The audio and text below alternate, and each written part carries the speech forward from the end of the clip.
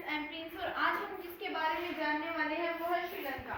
श्रीलंका में भाषाई विभाजन। सबसे पहले तो श्रीलंका क्या है, देखो ये जो हमारा भारत है, भारत का जो एक तटीय इलाका है, इसके साइड में एक छोटा सा देश पड़ता है, हमारा पड़ोसी देश, इसका नाम है श्रीलंका। अब जो श्रीलंका है वो एक छोटा सा देश है, इसकी जो जनसंख्या है वो भी हमारे हरियाणा राज्य की जितनी है, लगभग 2 करोड़ इसकी जनसंख्या है। अब ये जो श्रीलंका राज्य है, वैसे तो ये कहने को तो एक बहुत ही छोटा सा देश है, लेकिन इसके अंदर का जो विभाजन है वो काफी जटिल है।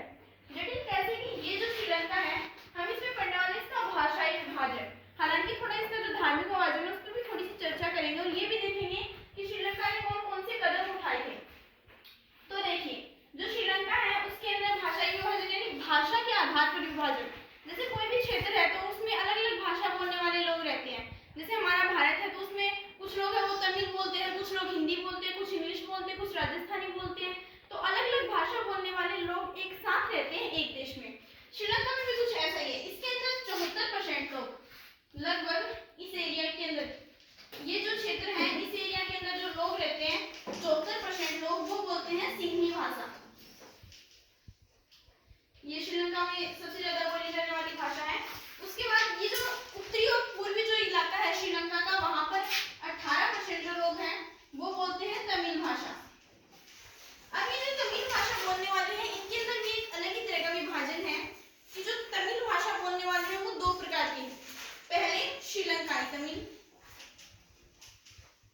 जिनकी संख्या है 13%, और दूसरे हैं भारतीय तमिल, इनकी संख्या है इनका प्रतिशत है 5%। तो देखिए, श्रीलंकाई तमिल तो कौन है, जो शुरू से श्रीलंका में रह रहे हैं, श्रीलंका देश के अंदर स्टार्टिंग से, शुरुआत से जो लोग रह रहे हैं और तमिल भाषा बोलते हैं वो कौन से है, श्रीलंकाई तमिल। अब भारतीय तमिल कौन है, देखो जब अंग्रेज हमारे भारत के ऊपर थे, उन्होंने जब हमारा औपनिवेशिक काल चल रहा था भारत का, तो उस समय भारत से कुछ लोगों को, देखो हमने गिरमिटिया मजदूर भी पढ़ा है पिछले अध्याय में, तो उसी प्रकार कुछ अनुबंधी थे जो मजदूर थे, श्रमिक, उनको दूसरे देशों में ले जाया जाता था। तो कुछ जो भारत के लोग थे, जो तमिल साइड के लोग थे, उनको श्रीलंका में भी ले जाया गया था और उन्हीं को कहते हैं भारतीय तमिल, जो भारत से गए थे। ठीक है, इनकी संख्या 5% है, इनकी 13%, और टोटल कितने तमिल है 18%। 34% है सिंहली। अब जो सिंहली है ना, सिंहली भाषा वैसे तो कोई भी बोल सकता है, इसमें तो कोई प्रतिबंध नहीं है, लेकिन मुख्य रूप से जो बौद्ध धर्म के लोग हैं ना, बौद्ध धर्म के लोग वो सिंहली भाषा बोलते हैं। और जब हम बात करें तमिल भाषा की, तो ये हिंदू और मुस्लिम दोनों ही तमिल भाषा को बोलते हैं और काफी मात्रा में बोलते हैं। ये तो हमने भाषा विभाजन देखा, सिंहली और तमिल है, तमिल भी 2 प्रकार के। इसके अलावा धार्मिक विभाजन में क्या आता है कि सिंहली भाषा बोलने वाले वो तो है मुख्य रूप से बौद्ध, और जो तमिल भाषा है वो बोलने वाले हैं हिंदू और मुस्लिम। साथ में एक और धर्म के लोग भी यहाँ पे पाए जाते हैं, जिनकी संख्या है 7%, और वो है ईसाई। वैसे अन्य धर्म के लोग भी हैं, अब इसमें तो कोई प्रतिबंध नहीं है कि एक फिक्स धर्म के लोग रहेंगे, वो भी जो बचे कुछ लोग हैं वो दूसरे, थोड़ी बहुत संख्या में वो दूसरे धर्मों के लोग भी इस देश के अंदर रहते हैं। तो कुछ ऐसा है श्रीलंका का विभाजन। हमने देखा कि ये विभाजन काफी जटिल है, और हमने एक चीज देखी कि सबसे ज्यादा जो लोग हैं वो है बौद्ध सिंहली, बौद्ध धर्म जिनका है, और जो सिंहली भाषा बोलते हैं उनकी संख्या है 74%, सबसे ज्यादा प्रतिशत यानी आधे से भी ज्यादा, लगभग 75% से भी ज्यादा। तो देखो क्या हुआ कि मतलब लगभग 75% हम मान लेंगे, तो बहुत ज्यादा मात्रा में सिंहली लोग हैं। सिंहली लोगों ने क्या किया कि बहुसंख्यकवाद की सोच को इन्होंने अपना लिया। ये क्या है कि जैसे किसी क्षेत्र के अंदर अगर किसी एक धर्म के, एक जाति के, एक भाषा के लोग ज्यादा रहते हैं ना, तो वही शासन में आ जाते हैं, वो अपने ही धर्म को, अपनी ही भाषा को, इन्हीं को बढ़ावा देने लग जाते हैं। अब क्या हुआ, देखो जो श्रीलंका है 1948 में भारत की आजादी के कुछ समय बाद ही श्रीलंका आजाद हो गया। ठीक है, अब देखो आजाद होने के बाद जिस देश ने इन पर कब्जा कर रखा था वो तो चले गए। अब जो श्रीलंका है उस पर किसी को तो शासन करना था, तो शासन कौन करे, अब शासन तो वही करेगा जो ज्यादा है, तो ज्यादा कौन है, सिंहली। तो सिंहली जो है इन्होंने बहुसंख्यकवाद की सोच को अपनाया और इन्होंने सत्ता को छीन लिया।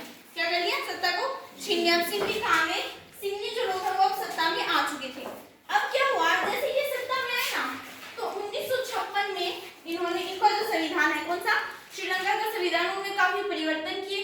लगातार काफी परिवर्तन के बाद इन्होंने कुछ नियम बनाए। क्या नियम बनाए कि देखो इन्होंने सोचा कि सिंहली लोग ज्यादा यानी हम ज्यादा हैं, तो इन्होंने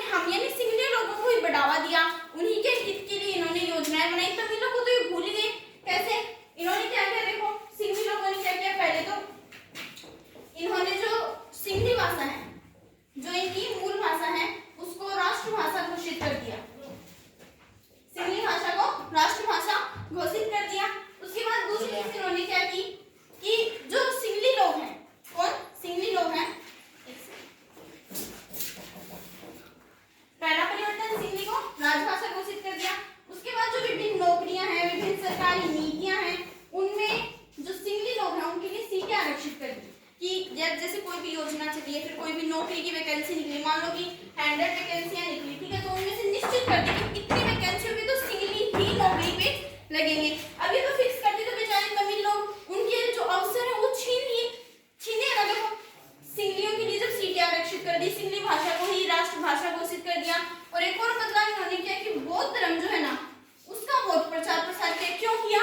क्योंकि सिंगली भाषा मुख्य रूप से कौन बोलते थे? बौद्ध लोग ही बोलते थे, तो बौद्ध भाषा का भी बहुत प्रचार प्रसार किया। तो ऐसे कुछ परिवर्तन किए। अब सिंगलियों ने तो अपनी ओर से परिवर्तन कर लिए, दूसरी साइड कौन थे? तमिल। अब तमिल देखो, तमिलों के मन में तो गलत भावनाएं आ गई, क्योंकि उनको लगा देखो सिंगली भाषा को राष्ट्रभाषा घोषित कर दिया, तमिल भाषा का क्या? अब जो तमिल भाषा जो जानते थे, जरूरी थोड़ा ना कि वो सिंगली भाषा भी जाने, कुछ लोग ऐसे भी थे जो तमिल जानते थे लेकिन सिंगली नहीं जानते थे।